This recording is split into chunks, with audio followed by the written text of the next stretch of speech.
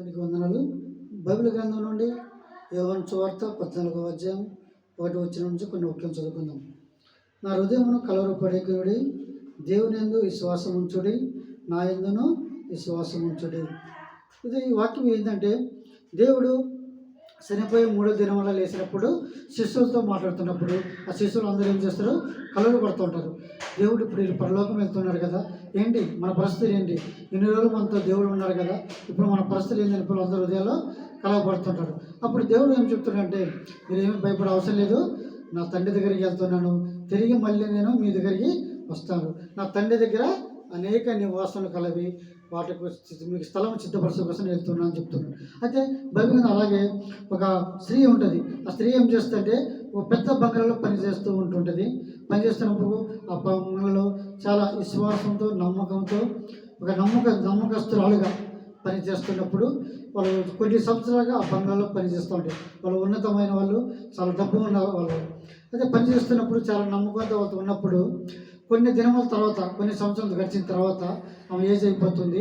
అప్పుడు ఏం సరే ఆ కుటుంబంలో ఉన్న వాళ్ళందరూ పెద్దవాళ్ళు అయిపోయారు. విదేశాలకు వెళ్ళే సమయం దగ్గరకు వచ్చినప్పుడు ఆ స్త్రీ వాళ్ళ దగ్గర ఎంతో నమ్మకంగా చాలా సంవత్సరాలు పనిచేస్తుంది కాబట్టి వాళ్ళు ఏం చేస్తారంటే కొంత ఆస్తి ఒక పత్రం లోపల రాసి ఒక లెటర్ ఆమె చేతిలో అప్పచెప్తారు. అప్పచెప్పినప్పుడు ఆమె చదువు కానీ ఏం తెలియదు, కానీ చదువు రాదు కాబట్టి వాళ్ళు ఏం చేస్తారంటే ఇంటికి వచ్చి పక్కన పెట్టుకొని కూర్చున్న తర్వాత వాళ్ళ పొరుగు ఇంటి వాళ్ళు ఉంటారు, వచ్చి బంధువులు ఉంటారు కదా, వాళ్ళు వచ్చినప్పుడు ఆ పత్రం వాళ్ళకి ఇస్తుంది. ఇది నాకు ఆ బంగ్లాలో పనిచేసే కదా, వాళ్ళందరూ విదేశాలకు వెళ్తున్నారు, వాళ్ళకి పేపర్ ఇచ్చారు, లెటర్ ఇచ్చారు, సరే ఏదో చదవమన్నప్పుడు పక్కింటి వాళ్ళ బంధువులు ఏమంటారంటే ఆ చదివి వాళ్ళు ఆశ్చర్యపోతారు. దాంట్లో ఉన్న చదివి ఈ ముసలాంకి ఇంత ఆస్తి, ఇంత గొప్ప అని వాళ్ళు ఎంత ఏం చేస్తారు, లోపల కుళ్ళుకుంటారు కదా. మనం బాగుపడకపోరు కానీ పక్క వాళ్ళు బాగుపడకూడదు. అయితే అలాగే ఏం కుళ్ళుకుంటుంది. ఏం లేదండి, మీరు 2 రోజులు పనిచేస్తారు కదా వాళ్ళ దగ్గర, అందుకే కృతజ్ఞతగా మీకు ఈ లెటర్ ఇచ్చారని చెప్పి లెటర్ అంటే అవునా సరే అని వాళ్ళు పెట్టేస్తుంది. అయితే కొన్ని దినములు అయిన తర్వాత ఈమె ఉన్న దగ్గర ఏమైతే ఆస్తి అవుతుందో ఆ డబ్బంతా అయిపోయిన తర్వాత అనారోగ్యం జరుగుతుంది. అనారోగ్యం వచ్చినప్పుడు హాస్పిటల్ పోవాలంటే ఆ దగ్గర మనీ ఏమి మాత్రం లేదు.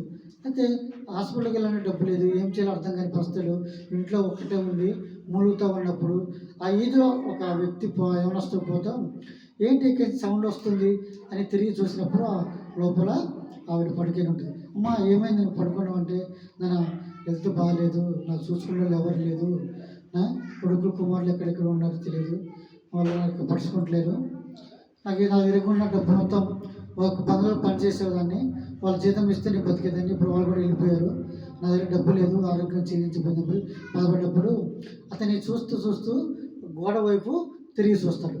తిరిగి చూసినప్పుడు అక్కడ ఒక లెటర్ కనిపిస్తుంది. లెటర్ కనినప్పుడు ఆ లెటర్ చూసినప్పుడు ఆశ్చర్యపోతాడు. ఈమెకి ఇంత ఆస్తి ఉంది కదా, ఎందుకు బాధపడుతుంది, ఎందుకు హాస్పిటల్ చూపించుకుంటేనే ఉన్నప్పుడు చదివి అమ్మ చెప్తాడు, అమ్మ నువ్వు బతికినంత కాలము నువ్వు తినటానికి దేనికి ఏ లోటు లేకుండా నీకు దీని దగ్గర ఆస్తి ఉంది అన్నప్పుడు ఆమె ఆశ్చర్యపడుతుంది. ఏంటి అయ్యా మీరు అనేది అంటే, అవునమ్మా నీకెవరో నువ్వు ఎక్కడ పనిచేసావు కదా, వాళ్ళు నిన్ను నీ శ్వాసంతో ఉన్నందుకు వాళ్ళు కృతజ్ఞతగా నీకు కొంత ఆస్తి ఇచ్చారు, నువ్వు బతికినంత కాలము తిన్నా కానీ తరగనంత ఆస్తి నీకు ఇచ్చిపోయారు, అది నీకు తెలియక అర్థం చేసుకోలేకపోయావు అని చెప్పినప్పుడు చూడే నా బంధువులు కూడా చదివారు, నీకు ఏం లేదని చెప్పారు, కానీ అదే దేవుడిని ఉన్న గొప్పదని నీ విశ్వాసం కోల్పోకుండా నువ్వు ఉంటే దేవుడు నీకు ఉన్నత స్థానంలో నిలబెడతాడు. ఏది కానీ నువ్వు చేస్తున్న ప్రతి ఒక్క పని కానీ నీకు ఏమి లోటు లేకుండా దేవుడు చూసుకుంటాడు. నీ చేసే పని ఎలా ఉండాలా, నీతిగా నిజాయితీగా ఉండాలి, కానీ దేవుడు నాకు ఇస్తేనే పని చేస్తాను, వాళ్ళు ఇస్తారు వీళ్ళు ఇస్తారు కాదు. నీవు దేవునితో నమ్మకంతో పని చేస్తూ ఉండి దేవుని మీద ఆధారపడి ఉంటే దేవుడు నీకు ఉన్నత స్థానంలో నిలబెడతాడు. చిన్న మాటలు దీవించును గాక. ఆమేన్.